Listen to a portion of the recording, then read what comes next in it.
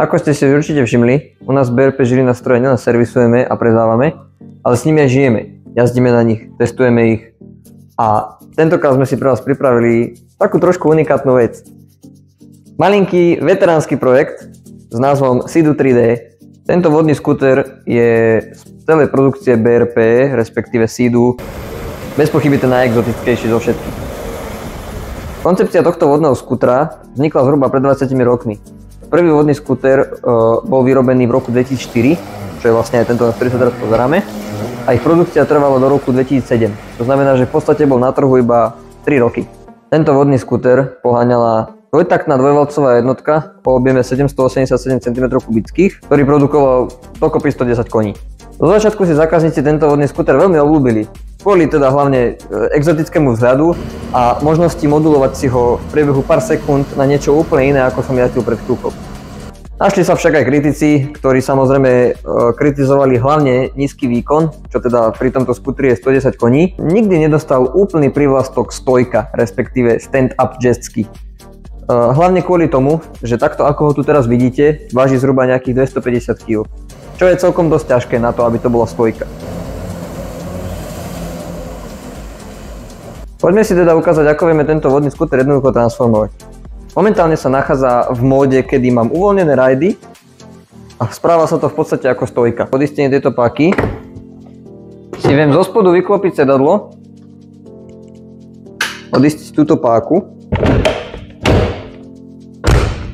a vytvoriť z neho niečo ako motorku.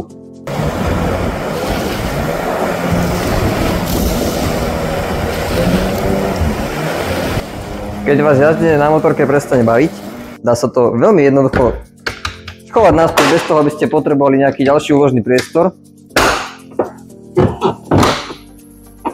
A mám skúter pripravený zase na jazdu na stojke. Tretí jazdný mód sa volá kart, v podstate v preklade motokára. Zoberiem si sedadlo, ktoré už musím mať uskladnené niekde na brehu. Viem si ho takto rýchlo zacvaknúť a zaistiť volant v jednej polohe, aby sa mi už nehýbal. A momentálne sme z toho spravili niečo ako vodnú motokáru. Výkon, bohužiaľ, nebola jediná vec, ktorú vyčítali tomuto vodnému skútru. Bolo to napríklad aj veľmi zlé rozloženie váhy, ktoré bolo príliš veľmi naklonené dopredu.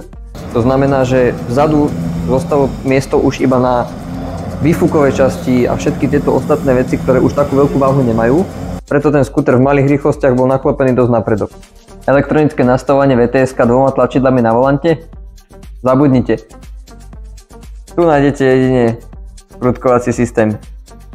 Rotax 787, dvojtakt, vodou chladený, 110 koní. To neznie vôbec zle. Ale bohužiaľ je to zle. Bohužiaľ aj napriek geniálnemu nápadu je tento vodný skúter považovaný za jeden z najväčších omylov, ktoré kedy Sea-Doo urobilo. Bohužiaľ. Tohto krásav sa si budete môcť naživo pozrieť aj u nás v predajni, nakoľko tam bude vystavený celú zimu